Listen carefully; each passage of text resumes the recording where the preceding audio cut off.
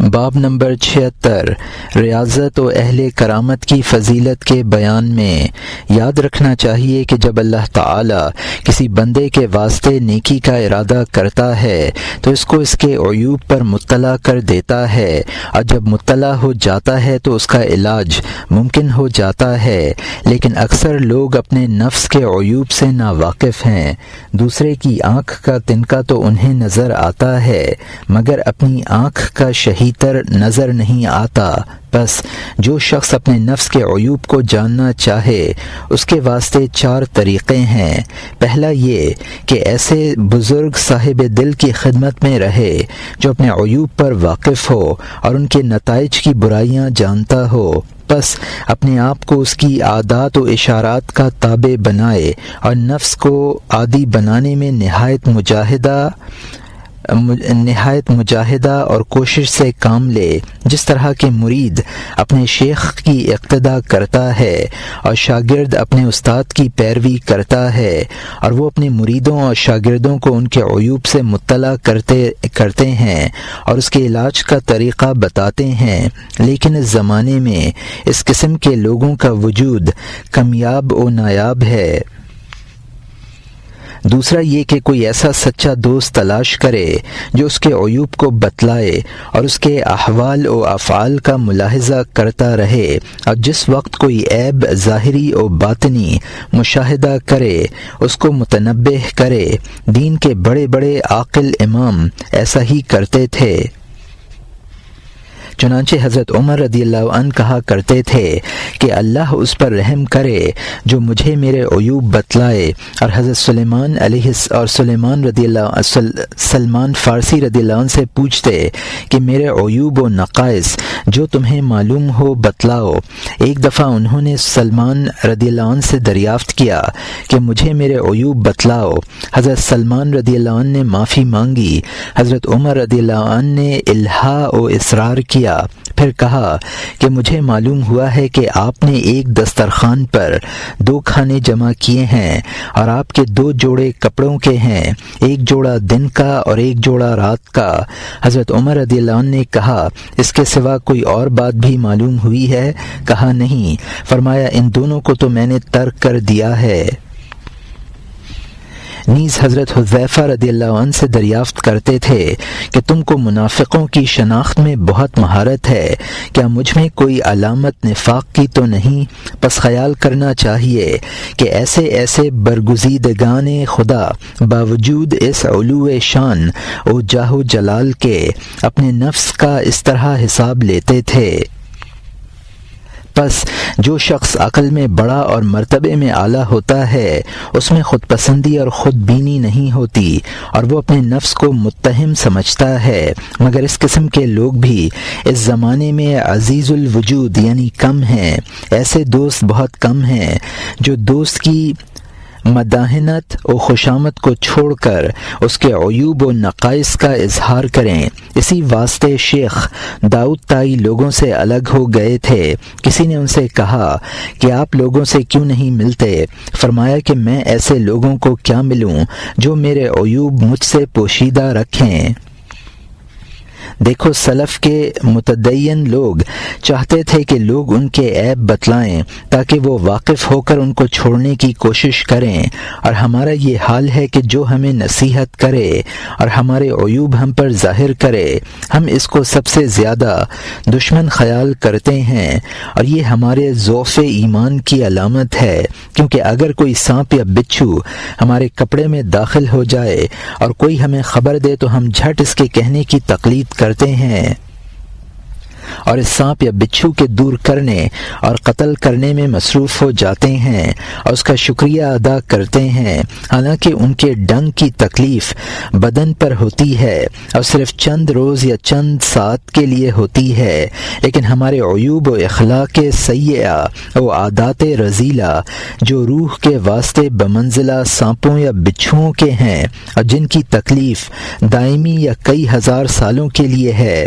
اگر کوئی ہمیں ان کے ہمارے بدن میں ہونے کی خبر دے تو اس کے قول کی پرواہ نہیں کرتے، اور ان کے دور کرنے اور قتل کرنے کی کوشش نہیں کرتے، بلکہ اپنے ناصح کا مقابلہ کرتے ہیں اور اس کو کہتے ہیں کہ تو بھی ایسا ہے، اور اس کی نصیحت کا فائدہ نہیں اٹھاتے، اور یہ ہماری قساوت قلبی کا نتیجہ ہے جس کی اصل وجہ ضعف ایمان ہے۔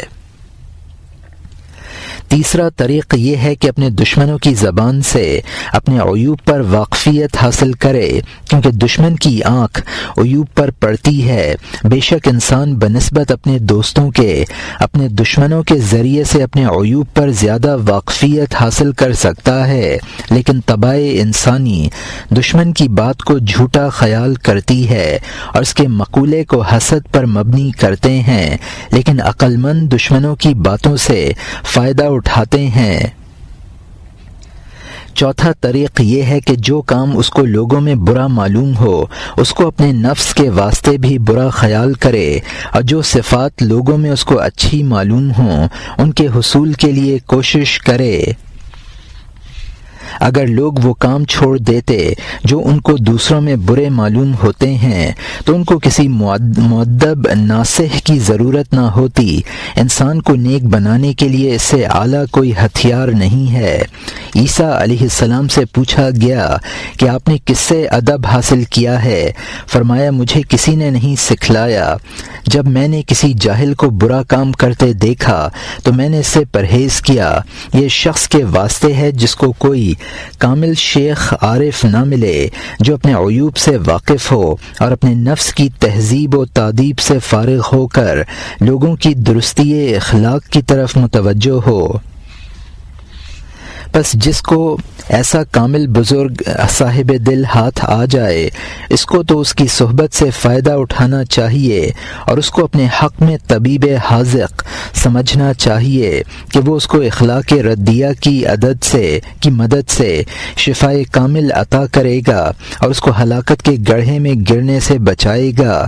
یاد رہے کہ جو کچھ ہم نے بیان کیا ہے اگر کوئی اس کو نظر غور سے دیکھے تو امراض قلبیہ کے دفیہ کے واسطے یہی بات کافی ہے، اور یہ جاننا اور اس کی تصدیق کرنا اور کم از کم روئے تقلید ہی یہ ایمان لانا ضروری ہے کہ شہوات نفسانیہ کی مخالفت ہی خدا کی طرف پہنچنے کا راستہ ہے۔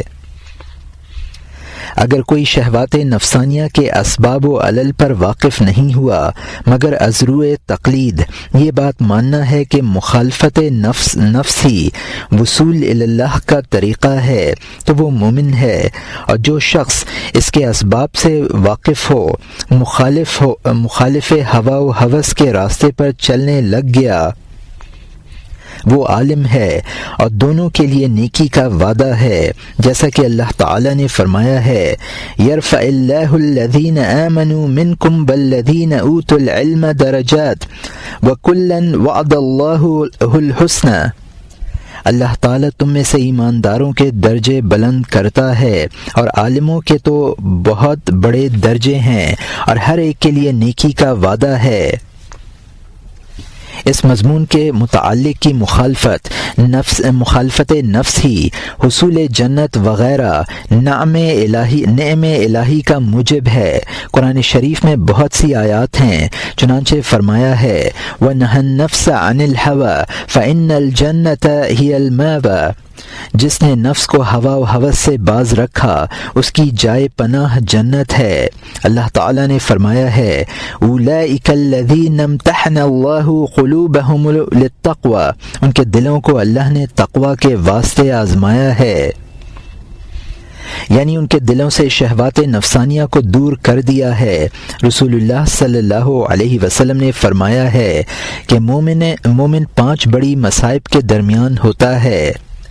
مومن تو اس پر رش کرتے ہیں، منافق اس پر بغض رکھتے ہیں، کافر اس سے مقاتلہ و مقابلہ کرتے ہیں، شیطان اس کو گمراہ کرنا چاہتا ہے، نفس اس سے لڑتا جھگڑتا ہے۔ پس اس سے معلوم ہوا کہ نفس انسان کا دشمن ہے، اس لیے اس مجاہدہ و ریاضت سے مغلوب کرنا واجب ہے۔ روایت ہے کہ اللہ تعالی نے حضرت داؤد علیہ السلام کی طرف وحی بھیجی کہ اے داؤد، اپنے یاروں کو شہوات کی مطابعت سے ڈرا کہ جن دلوں میں دنیا کی شہوات متمکن ہو جاتی ہیں ان کی عقلیں مقدر و ششدر رہ جاتی ہیں۔ عیسیٰ علیہ السلام نے کہا کہ مبارک ہو وہ شخص جو موجودہ خواہشات کو غیر موجودہ وعدے کے یقین پر ترک کر دیا۔ رسول اللہ صلی اللہ علیہ وسلم نے ان لوگوں کو جو جہاد سے واپس آئے تھے کہا، شاباش و آفرین ہے تم پر کہ تم جہاد اصغر سے جہاد اکبر کی طرف آئے ہو۔ فرمایا ہے کہ نفس امارہ کے ساتھ جہاد کرنا اور اس کو قوت عقلیہ کے تابع و فرما بردار بنانا۔ رسول اللہ صلی اللہ علیہ وسلم نے فرمایا ہے کہ مجاہد وہ ہے جو اللہ تعالیٰ کی اطاعت و عبادت میں اپنے نفس کے ساتھ جہاد کرتا ہے۔ رسول اللہ صلی اللہ علیہ وسلم نے فرمایا ہے کہ اپنے نفس امارہ کی اذیت کو دور کر اور اللہ تعالیٰ کی معصیت میں اس کی خواہشات کی تابع داری نہ کر۔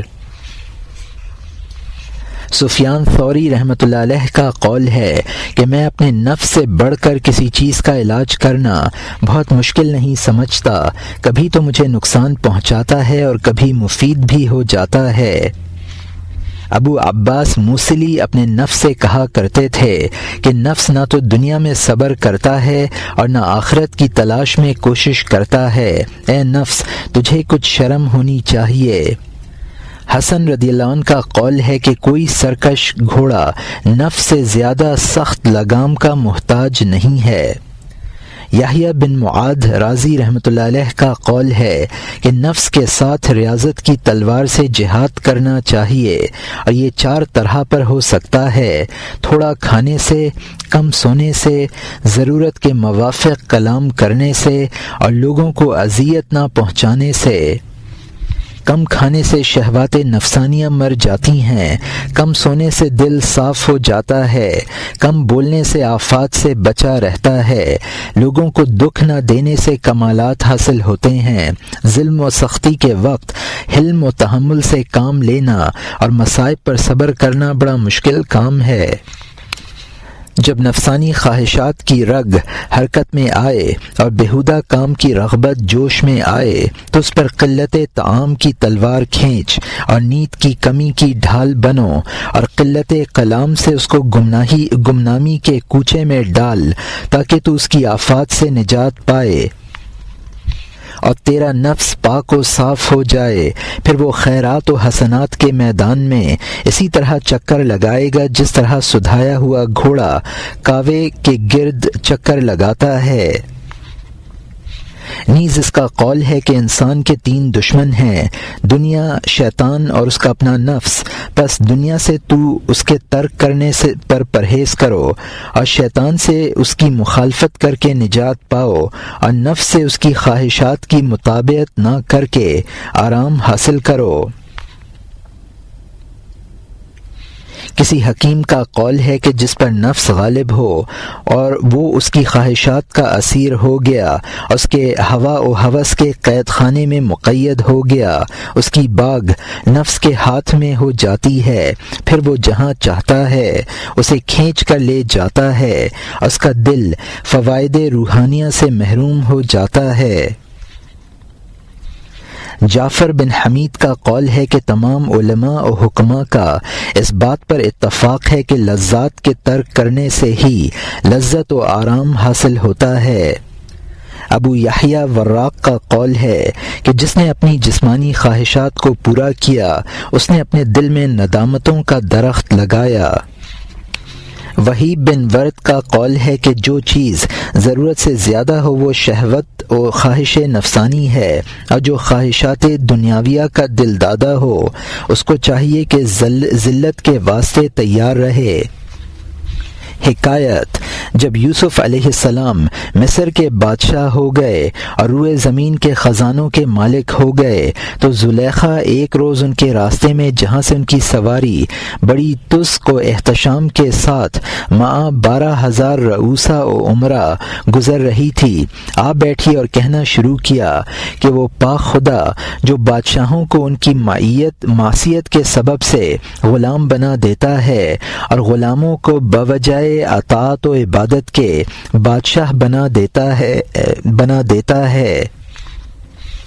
تحقیق حرص و شہوت بادشاہوں کو غلام بنا دیتی ہے اور یہی فساد کرنے والوں کا بدلہ ہوتا ہے، اور صبر و تقوی غلاموں کو بادشاہ بنا دیتا ہے۔ تو یوسف علیہ السلام نے اس کے جواب میں کہا، جیسا کہ قرآن میں اس کی طرف حکایتاً کہا گیا ہے کہ جو شخص صبر کرتا ہے اور اللہ سے ڈرتا ہے تو اللہ نیکوکاروں کا اجر ضائع نہیں کرتا۔ جنید رحمۃ اللہ علیہ نے کہا ہے کہ ایک رات میں بیدار ہوا اور اپنے مقررہ وظیفے کو پڑھنا شروع کیا، مگر اس روز مجھے لذت نہ آئی جو ہمیشہ آیا کرتی تھی۔ میں نے چاہا کہ سو جاؤں مگر نیند بھی نہ آئی تھی۔ میں نے بیٹھنا چاہا مگر بیٹھنے کو دل نہ چاہا۔ آخر میں گھر سے باہر نکل آیا، کیا دیکھتا ہوں کہ ایک شخص گدڑی میں لپٹا ہوا راستے پر پڑا ہے۔ جب اس نے میری آہٹ سنی تو کہا، اے ابو القاسم، ایک گھڑی میرے پاس تشریف لائیں۔ میں نے کہا، اے میرے آقا، بغیر کسی وعدے کے ہے؟ اس نے کہا، ہاں، اسی طرح میں نے اللہ تعالیٰ سے دعا مانگی تھی کہ وہ تیرے دل کو میری طرف متوجہ کرے۔ میں نے کہا، اچھا، اب تو کیا چاہتا ہے؟ اس نے کہا، مجھے یہ بتلائیں کہ نفس کی بیماری کی دعا کب ہو جاتی ہے؟ نفس کی بیماری، اس کی دعا کب ہو جاتی ہے؟ یعنی نفس کی بیماریاں کس طرح دور ہوتی ہیں؟ میں نے کہا، جب تو خواہشات نفسانی کی مخالفت کرے۔ وہ اسی وقت اپنے نفس سے مخاطب ہوا اور کہا، اے نفس، سن لے، میں نے تجھے 7 دفعہ یہی کہا تھا مگر تو نہیں مانتا تھا، اور جنید رحمۃ اللہ علیہ کے منہ سے سننا چاہتا تھا۔ لے، اب تو نے سن لیا۔ یہ کہتا ہوا چلا گیا اور میں نے اس کو نہ پہچانا۔ یزید رقاشی نے کہا ہے کہ دنیا میں مجھ سے سرد پانی دور کر دو، ایسا نہ ہو کہ آخرت میں اس سے محروم کیا جاؤں۔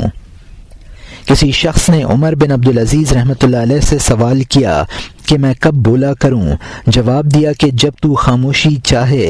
اس نے پوچھا کہ خاموش کب رہا کروں؟ کہا، جب تو کلام کرنا چاہے۔ علی کرم اللہ وجہہ کا قول ہے کہ جو جنت کا مشتاق ہو اس کو چاہیے کہ شہوات نفسانیہ کو ترک کر دے۔